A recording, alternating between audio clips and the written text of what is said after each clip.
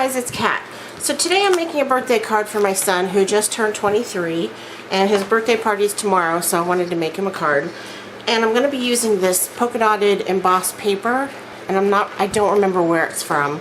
It's just in my stash. And I also have this foiled cardstock from DCWV, and I'm going to use that too. My plan is to use the WPlus9 Birthday Basics die set, and as you can see, it's got presents and candles, and it says birthday, and it's got candles right here, and it goes across the card. It's really cool.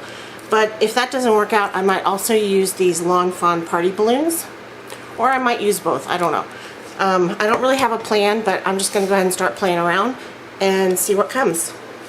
Thanks for watching. Okay guys, so this is my first voiceover since I moved into my new house and got my new computer, and I hope this goes smoothly. So as you can see, I'm cutting apart my dies with my die snips, and all of the supplies that I'm using in this video will be listed in the description box. So if you see something that you're wondering about, it'll be listed there along with the link to where you can find it.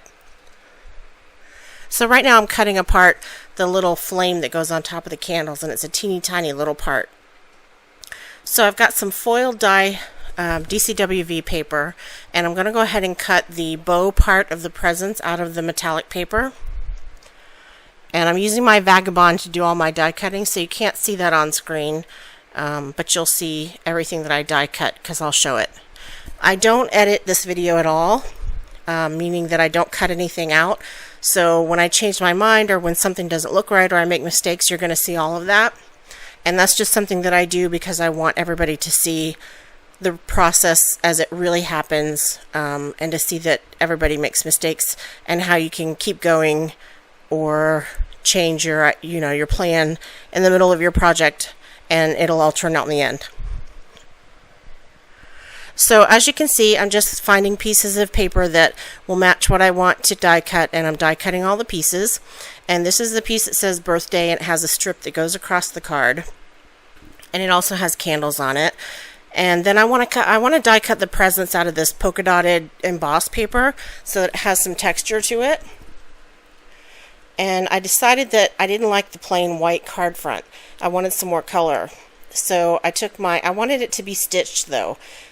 So I cut out a piece and it doesn't fit right, and I'm going to go ahead and take out a different die. These are the Long Fawn large stitched rectangles. And what I'm going to do is cut out the card front, and that's going to be stitched, and then later I'm going to decide that I don't want the whole card front. So what I'm going to do is take my die, and you'll see in the video, but I'm going to cut it down so that it's all stitched, but it's about half that size. So you'll see that in just a bit. So right now I'm just laying things out and trying to figure out what I want to do, because I don't ever have a plan. Well, usually I don't have a plan when I start making cards or scrapbook pages. So I thought maybe I would say happy birthday, and I got the Mama Elephant happy die, and I didn't like the way that looked. It just didn't work. So I'm going to end up trashing that or tossing it for another project and then going with a different idea.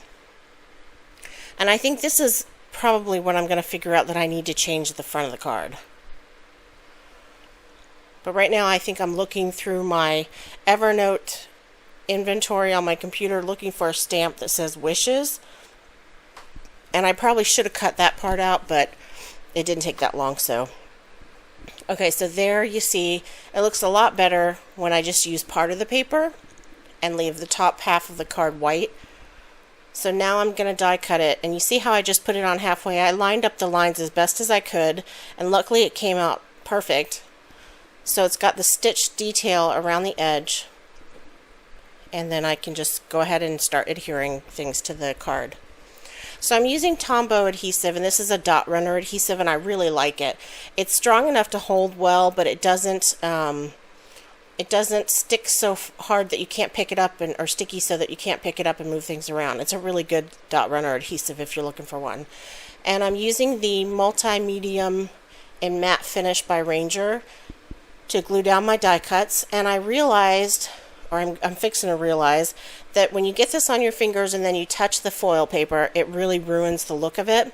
So I'm going to end up tearing that present apart in a little bit and redoing it, because I got a little bit of adhesive on my hands, and then when I touched it, it just like messed it all up. Now, I didn't like the colors of the presents that I chose, so I'm going to trash those and start all over. And I'm just looking through my little cardstock, my 6x6 cardstock, to see what colors I might want to use. And I ended up going into my scrap basket. Well, it's not really a basket, but I don't know what else you want to call it, but the place where I keep my scraps. And I got some yellow cardstock, and I decided to cut a present out of that. So I'm going to go ahead and die cut a couple more presents, and then I'm going to rip apart that other present and recut the foiled part that's the bow. Now this time when I put the presents together, I'm going to use the dot runner adhesive, which is a lot less messy and it's a lot easier. And as you can see, it's just going to cover up the glue on the old die cut. So it works out fine. So I get my foam tape out and I want to pop up one of those presents. I'm going to put the top one, or the first one, up on foam tape, and then the second one I'm just going to kind of tuck it under. Did I say that right? I'm just going to kind of tuck it under. And now I'm getting a stamp for the inside of the card. So the outside says birthday, and then when you open it, it says wishes for you. And this is the grape soda ink from Ranger. And I had a scrap piece of cardstock left over, so I just put it on the inside. Sometimes I like to decorate the inside of my cards. So the last thing that I want to do is round the top corners, and my card is finished.